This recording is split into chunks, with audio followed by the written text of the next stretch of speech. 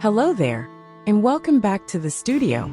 In today's session, we'll continue working on Tabletop World's farmer stall from the Altburg market. We'll paint the dairy cow while talking about the different breeds common in the medieval era. Let's bring this resilient dairy cow to life and celebrate its strength together.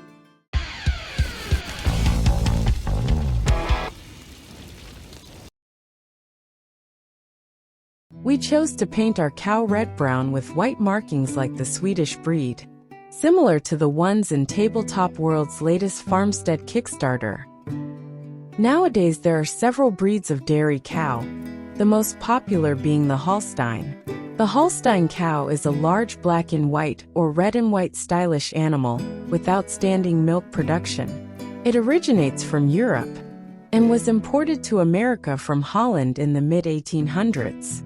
Although they were already present during the medieval period, they were generally smaller and less specialized than the large dairy cows bred today. In the medieval era, dairy cows were far more varied in appearance than we see today, reflecting the diversity of cattle breeds and regional adaptations. Unlike modern cattle, which are often bred for specific traits such as uniformity in color or milk production, medieval cows came in a wide range of hues, each adapted to its environment. The colors of these cows were shaped by both breed characteristics and local climate conditions, with each region showcasing its own distinct varieties of cattle. We begin by applying a solid base coat to the entire model. For a smooth finish, an airbrush would be ideal. However, for this session, we'll use a brush instead, making sure the paint is fluid to avoid creating lumps. As you'll see, our first approach is too rushed. The transition between the colors is too abrupt, and the result isn't smooth. To fix this, we'll mix the two colors to create an intermediate shade. The glazing technique will help us build smooth transitions and create subtle highlights on the upper part of the muscles and along the back. Common colors for dairy cows in medieval Europe included black, red, brown, and white. For example, in the British Isles, the Welsh black breed was known for its solid black coat, with these hardy cows serving both as milk producers and as a source of meat. In Scandinavia, breeds like the Swedish red and white often had reddish coats with white markings, a characteristic feature of the breed.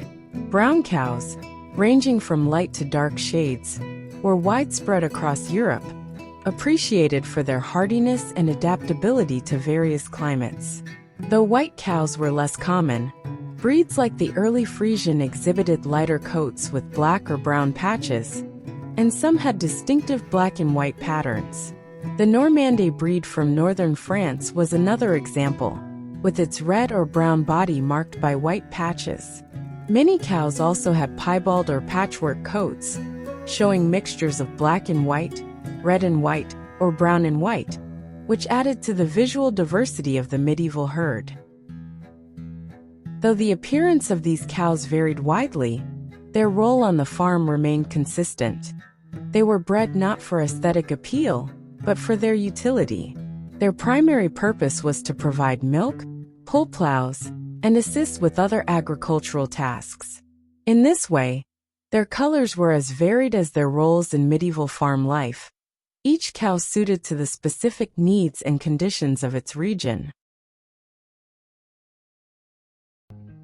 Beyond their varied coats, medieval dairy cows were also incredibly diverse in breed, with local cattle adapted to specific environments and agricultural needs. Unlike modern cattle, which are often bred for a single purpose such as high milk yield, medieval cows were multi-purpose animals, providing milk, labor, and sometimes meat. These cows were primarily descendants of the European primitive breeds, hardy animals that could thrive in the varied climates and conditions of medieval Europe.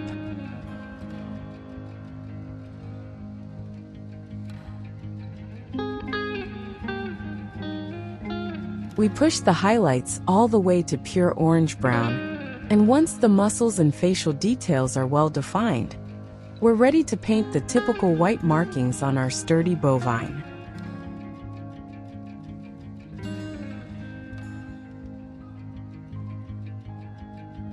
We'll use beige as the base coat for the spots typically found on Swedish dairy cows. Pure white would create too strong a contrast and wouldn't look realistic. It's also a good idea to use a reference image when painting to achieve a more realistic result. In the British Isles during the medieval period, breeds of Celtic origin, such as the Welsh Black and Irish Moiled, were common. These relatively small but strong cows were well suited for both milk and meat production, valued for their resilience and their ability to work on the farm. In what is now the Netherlands and northern Germany, Frisian cattle became known for their steady milk production. These cows, while smaller than today's Holsteins, were reliable milkers and adaptable to different conditions, providing essential dairy products to farmers. In northern France, particularly in Normandy, Normandais cattle flourished. Known for their ability to produce both milk and meat, these cows were another example of the practical, multi-purpose breeds that dominated medieval agriculture. The Swedish red and white breed from Scandinavia, the one we chose as the basis for our color scheme, is known for its ability to thrive in colder climates. It was also valued for its milk production, ensuring that communities in harsher regions had a reliable source of dairy throughout the year. Before moving on to the next step, we apply a second layer of beige to the markings to clearly define their outline and create an opaque base. Once again, we use a reference image to help us paint a realistic pattern, keeping in mind that the markings can also be random or come from two different cattle of the same breed.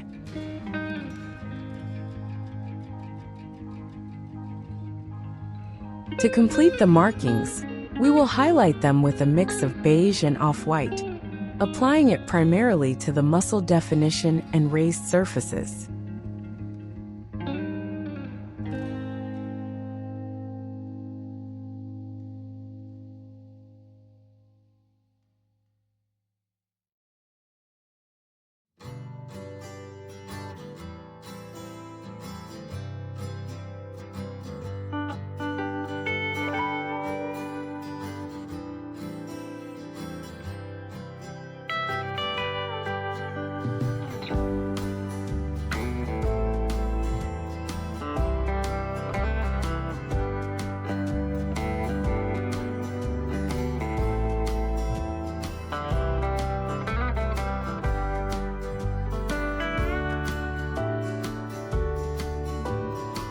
Finally, we add the finishing details such as the hooves, the horns, eyes, nostrils, and udders.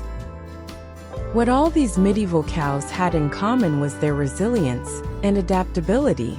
They were smaller and less specialized than the modern dairy cows we know today, but they were reliable workers, providing enough milk for household needs and labor for the farm.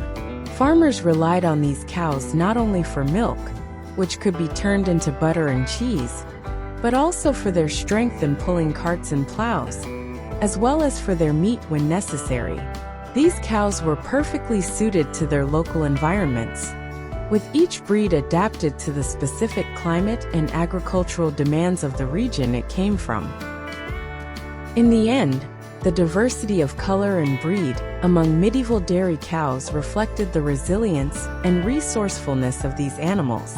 They were as varied as the landscapes they inhabited, each one a vital part of the rural economy. Whether providing sustenance or labor, these cows played an essential role in the daily life of medieval Europe, thriving in their respective environments and supporting the survival of the communities they served.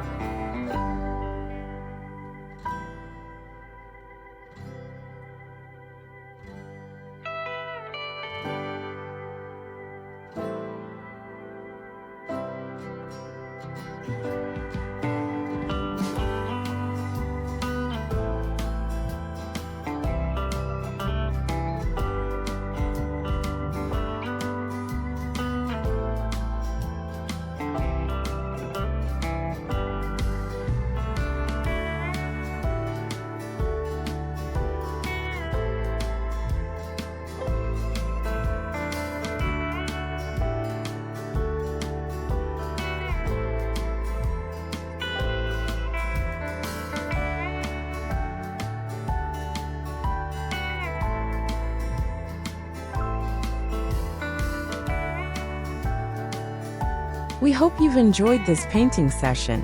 While we could add some stains to the legs of our cow, we'll leave it as is for now. Let's imagine our brave cattle was just cleaned up for a beauty contest.